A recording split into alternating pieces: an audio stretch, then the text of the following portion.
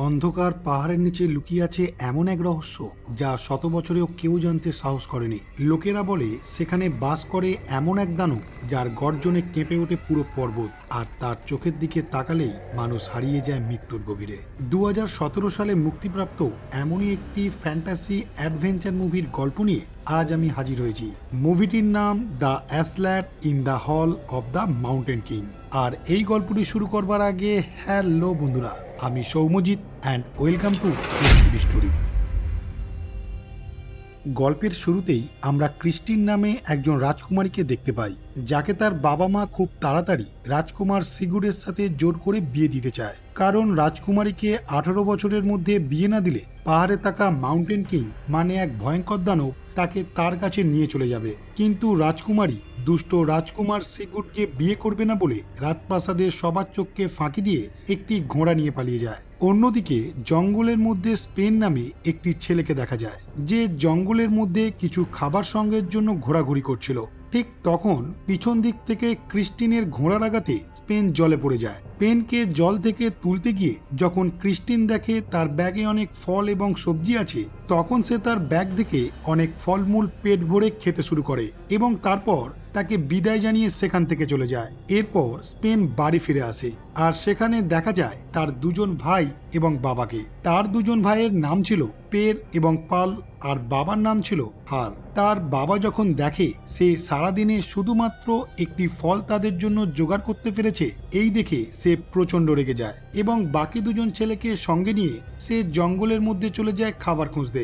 আর স্পেনকে বাড়ির সব কাজ করার দায়িত্ব দিয়ে যায়। রাতের বেলায় স্পেন যখন ঘরের মধ্যে আগুন জ্বালাচ্ছিল, তখন সে বাইরে থেকে কিছু ভয়ানক শব্দ শুনতে পায়। আর তখনই সে তার হাতে থাকা একটি রড নিয়ে যখন এদিক ওদিক ঘোরাচ্ছিল, তখনই এক টুকরো আগুন পড়ে ঘরটিতে আগুন ধরে যায়। স্পেন অনেক চেষ্টা করার পরেও আগুন নেভাতে পারে না, আর কিছুক্ষণের মধ্যেই ঘরটি পুড়ে ছাই হয়ে যায়। অন্যদিকে ক্রিস্টিন রাতের বেলায় যখন জঙ্গলের মধ্যে ঘুরছিল, তখন একটি ভয়ানক শব্দ হয়, আর সেই শব্দে তার ঘোড়া যখন তাকে সেখানে ফেলে দেয়, তখনই মাউন্টেন কিং মানে সেই ভয়ঙ্কর দানবটি তাকে সেখান থেকে তুলে নিয়ে যায়। পরের দিন স্পেনের বাবা এবং ভাইরা জঙ্গল থেকে শিকার করে ফিরে এসে দেখে তাদের পুরো ঘরটি পুরো ছাই হয়ে গেছে। এই দেখে তাদের অনেক মন খারাপ হয়। তখন স্পেন তাদের বলতে থাকে, এটা আমার জন্য নয়, একটি ভয়ঙ্কর দানবের জন্য হয়েছে। ঠিক তখনই সিগুর তার কিছু সৈন্য নিয়ে আসে তাদের কাছে এবং তাদের কাছে ক্রিস্টিনের কথা জানতে চায়। হার তখন জানায় তারা ক্রিস্টিনের ব্যাপারে কিছুই জানে না। এই সব কথা শুনে স্পেন বুঝতে পারে তার সাথে যার দেখা হয়েছিল সেই মেয়েটি ছিল একজন রাজকুমারী। এরপর সিগুর যখন স্পেনকে রাজকুমারীর ব্যাপারে জিজ্ঞাসা করে, তখন সে একটু ভয় পেয়ে যায়। আর এই দেখে সে যখন তার গলায় একটি তরোয়াল ধরে, তখন স্পেনের বাবা তাকে জানায় সে মাঝে মধ্যেই জঙ্গলের মধ্যে একটি দানবকে দেখে ভয় পেতে থাকে। এই শুনে সবাই একটু তাকে নিয়ে হাসাহাসিও করে। সেই সময় স্পেন সিগুরকে জিজ্ঞাসা করে, তুমি ক্রিস্টিনকে খুঁজছো কেন? তখন সে তাকে জানায়, তাকে খুঁজে পাওয়ার পর আমি তাকে বিয়ে করব, আর তারপর তার পুরো সম্পত্তি নিজের করে নেয়ার পর তাকে আমি তখনই হত্যা করব। আর তোমরা যদি তাকে খুঁজে দিতে পারো, তাহলে তার জন্য আমি তোমাদের অনেক টাকা পুরস্কার দেব। এই বলে সিগুর সেখান থেকে চলে যায়। এরপর হার পের এবং পালের হাতে কিছু টাকা দিয়ে বলে তারা যেন যে করেই হোক জঙ্গলের মধ্যে থেকে রাজকুমারীকে খুঁজে বার করে, আর তারপর তারা যে টাকা পাবে সেই টাকা দিয়ে আবার তাদের একটি নতুন ঘর বানাবে। এই শুনে স্পেন যখন তার বাবাকে জিজ্ঞাসা করে সে কি করবে, তখন তার বাবা তাকে বলে সে যেন এক্ষুনি তার চোখের সামনে থেকে কোথাও চলে যায় আর এখানে না ফিরে আসে। পের এবং পাল যখন জঙ্গলের মধ্যে রাজকুমারীকে খুঁজতে যাচ্ছিল, তখন স্পেনও তাদের পেছন পেছন যেতে শুরু করে। যাওয়ার সময় স্পেন জঙ্গলের মধ্যে একটি আয়না খুঁজে পায় আর সেটাকে নিজের কাছে রেখে দেয়। জঙ্গলের আরো কিছুটা গভীরে যাওয়ার পর স্পেন একটি বৃদ্ধ মহিলার মুখোমুখি হয়, যার নাক ছিল অদ্ভুত রকম লম্বা ধরনের, আর তার গোটা শরীরটি গাছের গুঁড়ির সঙ্গে আটকে ছিল। এই দেখে স্পেন তাকে সেখান থেকে মুক্ত করে। তখন বয়স্ক মহিলাটি তাকে ধন্যবাদ জানিয়ে একটি জাদুর মানচিত্র দেয়, মানে এখন থেকে সে যেখানে যেতে চাইবে এই মানচিত্রটি তাকে সেখানেরই পথ দেখাবে। বয়স্ক মহিলাটি স্পেনের কাছ থেকে রাজকুমারী ও জঙ্গলের একটি দানবের কথা জানতে পেরে তাকে বলে এই জঙ্গলে একজন মাউন্টেন কিং আছে, আর তাকে মারতে গেলে তেভেগির নামক একটি জাদুর তরবারি একমাত্র অস্ত্র যা পাহাড়ের রাজাকে পরাজিত করতে পারবে। অন্যদিকে দেখা যায় ক্রিস্টিনের বাবাকে একজন সেনা খবর দেয় যে তার মেয়েকে আগের দিন রাত্রে মাউন্টেন কিং তুলে নিয়ে গেছে। আর এই শুনে ক্রিস্টিনের বাবা ঘোষণা করে যে তার মেয়েকে খুঁজে দিতে পারবে সে তাকে তার অর্ধেক সম্পত্তি দিয়ে দেবে। এদিকে দেখা যায় জঙ্গলের একটি গুহার মধ্যে রাজকুমারী বন্দী অবস্থায় আছে। পরের দিন সকালে পের এবং পাল জঙ্গলের রাস্তার মাঝে কিছু অদ্ভুত ফল দেখতে পেয়ে খেতে শুরু করে।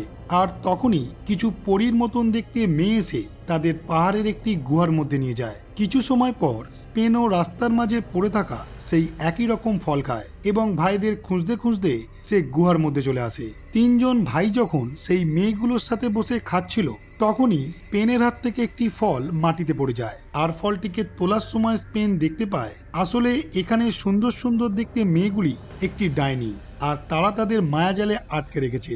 এটা বোঝা মাত্রই স্পেন কোনো রকমে তার ভাইদের সেখান থেকে নিয়ে গুহার বাইরে চলে আসে। তারপর তারা তিনজনে জঙ্গলের মধ্যে রাজকুমারীকে খুঁজতে থাকে। অন্যদিকে দেখা যায় গুহার মধ্যে বন্দি থাকা ক্রিস্টিনের সামনের একটি গর্ত থেকে এক বিশাল আকারের হাত বেরিয়ে এসে তাকে কিছু কাঁচা মাংস খেতে দিয়ে আবার গর্তের মধ্যে চলে যায়। আর এই দেখে সে ভীষণ ভয় পেয়ে যায়।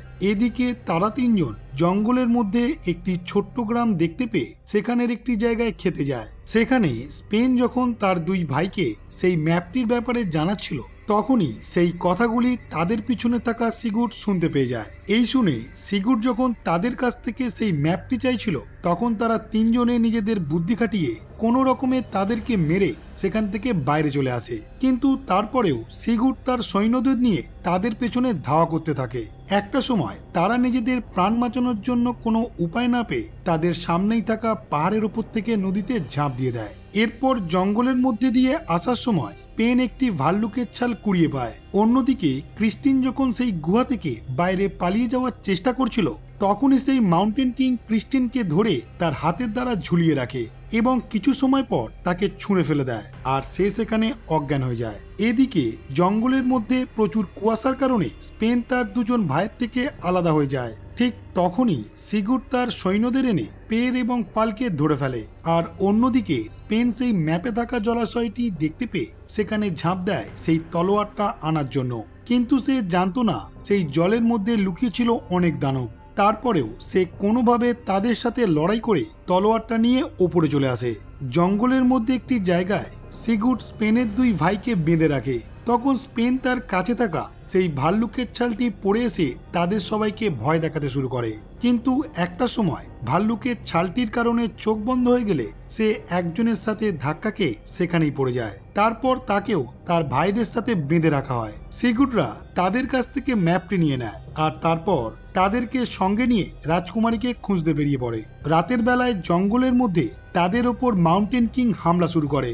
তখনই তারা নিজেদের প্রাণ বাঁচানোর জন্য এদিক ওদিক ছুটতে শুরু করে। আর এই দেখে তিন ভাই কোনো রকমে নিজেদের হাতে দড়িটি ছিঁড়ে সেখান থেকে তারাও পালানোর চেষ্টা করে। একটা সময় দেখা যায় পালকে সেই মাউন্টেন কিং তুলে নিয়ে যায়। এই দেখে পের এবং স্পেন অনেক কষ্ট পায়। মাউন্টেন কিং এর গুহায় দেখা যায় সিগুড আগে থেকেই ওখানেই ছিল।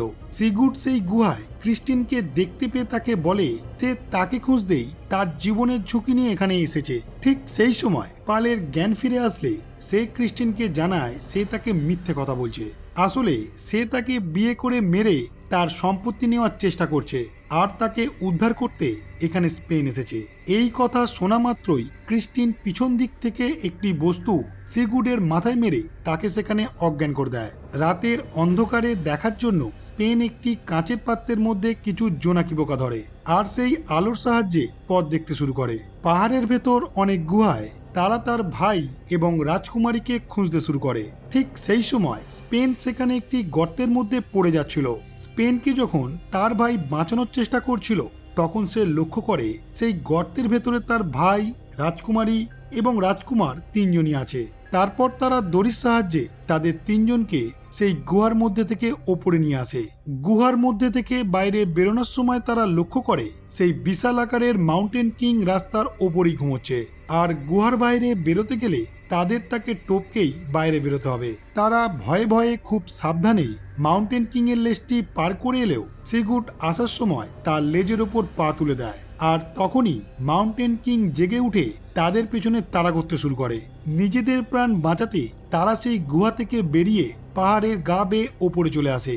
সেই সময় দেখা যায় মাউন্টেন কিংও তাদের পিছু করতে করতে পাহাড়ের ওপরে চলে আসে। এই দেখে স্পেন তার কাছে থাকা তলোয়ার দিয়ে মাউন্টেন কিং এর পায়ে আঘাত করে, কিন্তু তারপরেও তারা দেখে মাউন্টেন কিং এর কিছুই হয় না। তারা যখন পাথর ছুঁড়ে মাউন্টেন কিংকে মারছিল তখন মাউন্টেন কিং পেরকে ঘুষি মেরে সেখানে অজ্ঞান করে দেয়। ঠিক সেই সময় স্পেন তার ব্যাগে থাকা আয়নাটি বার করে সূর্যের আলোর দিকে ধরে, আর আলোটি যখন মাউন্টেন কিং এর ওপর পড়ে তখন সে আর কিছুই করতে পারে না। আর কিছু সময় পর দেখা যায় সেই আলোর প্রভাবে মাউন্টেন কিং পাথরে পরিণত হয়েছে। আসলে স্পেন জানতো এই মাউন্টেন কিং সূর্যের আলো একদমই সহ্য করতে পারে না, আর সেই জন্য সে আয়নার সাহায্যে সূর্যের আলোটি তার গায়ের উপর ফেলছিল। এরপর তারা সবাই মিলে পেরের জ্ঞান ফিরিয়ে আনে, আর তারপর ক্রিস্টিন মূর্তিটার উপর একটি লাথি মেরে টুকরো টুকরো করে দেয়। সিগুড যখন জঙ্গলে রাস্তা ধরে রাজপ্রাসাদে ফিরছিল তখন সেই অদ্ভুত নাক লম্বা মহিলাটি তাকে ভুল রাস্তা দেখিয়ে আবার সেই ডাইনিদের জায়গায় ফিরিয়ে দেয়। অন্যদিকে দেখা যায় তারা 3 ভাই রাজপ্রাসাদে ক্রিস্টিনকে নিয়ে ফিরে এসেছে, আর এই দেখে সবাই ভীষণ খুশি হয়। আর ক্রিস্টিনের বাবা তার কথা মতো তার মেয়েকে ফিরিয়ে দেওয়ার জন্য তাদের অনেক টাকা পুরস্কার দেয়। তখনই দেখা যায় ক্রিস্টিনের চোখে স্পেনের জন্য ভালোবাসা। এরপর অনেক টাকা পুরস্কার পেয়ে যখন তারা 3 জন তাদের বাবার কাছে ফিরে আসে তখন তার বাবাও খুব আনন্দিত হয়। এরপর দেখা যায় পুরস্কার জেতার টাকায় তারা একটি সুন্দর ঘর তৈরি করছে, আর তখনই একটি ঘোড়ার পিঠে চড়ে ক্রিস্টিন সেখানে আসে এবং স্পেনকে সেখান থেকে নিয়ে জঙ্গলের মধ্যে ঘুরতে যায়। আর এখানেই এই মুভিটি সমাপ্ত হয়। আমার এই ভিডিও যদি আপনাদের ভালো লেগে থাকে তো অবশ্যই ভিডিওটিকে লাইক, শেয়ার এবং কমেন্ট করে দেবেন। আর আমার চ্যানেলে যদি নতুন হয়ে থাকে তো অবশ্যই চ্যানেলটিকে সাবস্ক্রাইব করে বেল আইকনটি প্রেস করে দেবেন, যাতে সবার প্রথম এই রকম ভিডিও পৌঁছে যায় আপনার কাছে। তাহলে আজকের মতন বাই।